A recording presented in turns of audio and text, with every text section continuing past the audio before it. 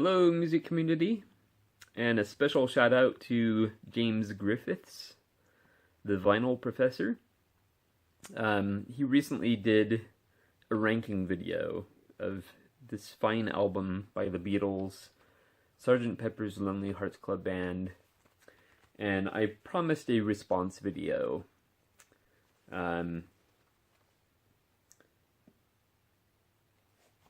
Usually, I completely understand ranking videos.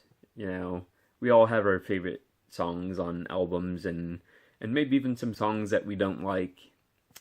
But this is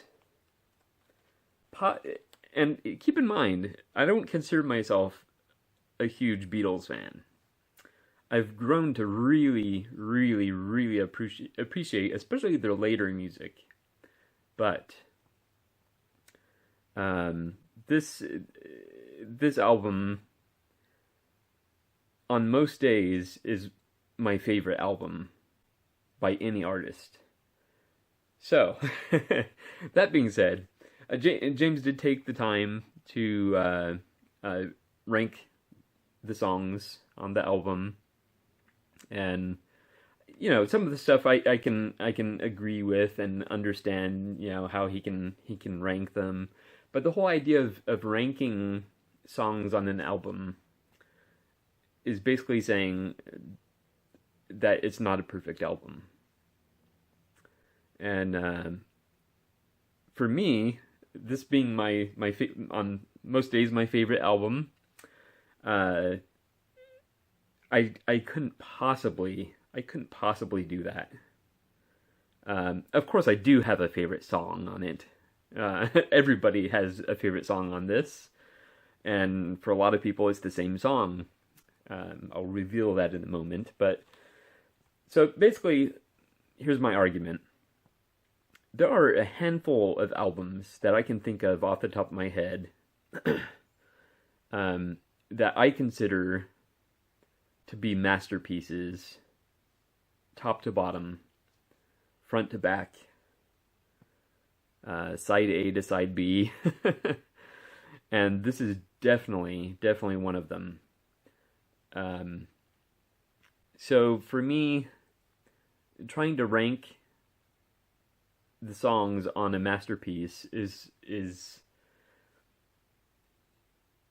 I can't possibly do it, because every song on the album, whether it was intended by the artist or not, the resulting product, and I say that because I think James mentioned that there were some issues with certain songs on the album. I don't remember specifically what he said now, because it's been a week since I watched his video. But anyway, maybe 2 weeks, something like that. So basically, the album as a product, as a piece of art, all of the songs appear on the album right where they're needed. So basically, to rank songs, I feel is like saying, okay, well, maybe you're basically saying that, songs could have been left off or put in a different order, that sort of thing. To me, that's kind of what ranking videos are doing. But yes, so basically, what I'm saying is every song, like the opening track, Sgt. Pepper's Lonely Hearts Club Band, that's intended to be the first track. Just like A Day in the Life is intended to be the last track, and they have to be there, and every song on the album has to appear on the album, because if you were to remove one song and maybe replace it with another, it won't be the same album. The whole feel of the album would be different, even by changing just one song. So, and there are, like I said, a handful of albums that I feel this way about. on most days, my second favorite album is The Walking by James Sibley, and I feel exactly the same about it. You have some very, very serious songs on there and some very lighthearted songs, which, lighthearted songs, people tend to consider those, like the throwaway track or what have you. But those songs are needed. Just like A Little Help from My Friends. That song is needed. Or Lovely Rita. That song is needed. It's part of this album. So, James Sibley's The Walking, I feel that way about it. Peter Gabriel's Melt, that's another absolutely perfect album. Oh, The Laws, self-titled. That, man. So, what I'm saying is, I couldn't possibly rank the songs because every song plays a role on the album and is needed to complete the album. And the closest I can get to ranking is saying my favorite, which I think is most people's favorite song on this album, which is A Day in the Life. Mind-blowingly good, and admittedly, that song single-handedly plays a big role in how I feel about this album. But you can't get to that point of A Day in the Life without all those other songs leading up to it. It just would not feel the same. So, in that regard, I'm saying, this is an impossible task for me to rank the songs. And I'm going to offer this up as sort of evidence.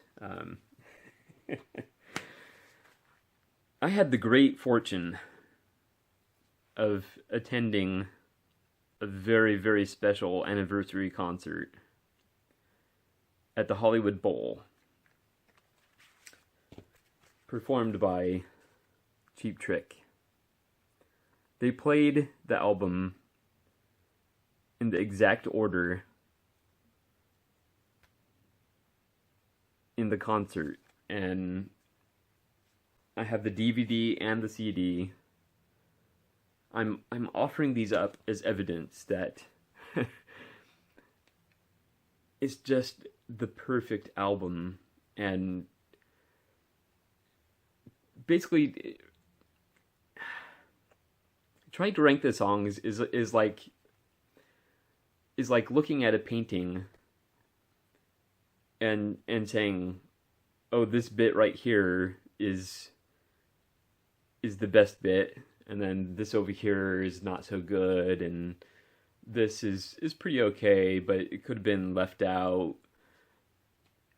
That's how I see these handful of albums, and I think it's a big reason why this concert was just so mind-blowingly good. Even though it wasn't the Beatles, the fact that the album was played and you knew what song to expect next, that it was just like, it was brilliant. And that's because this album is an absolute masterpiece.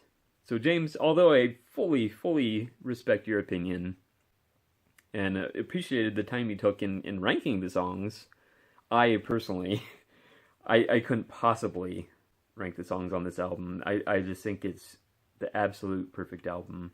So, anyway, thank you so much for watching. Hopefully I made my point, but thank you so much for watching, and I will see you next time.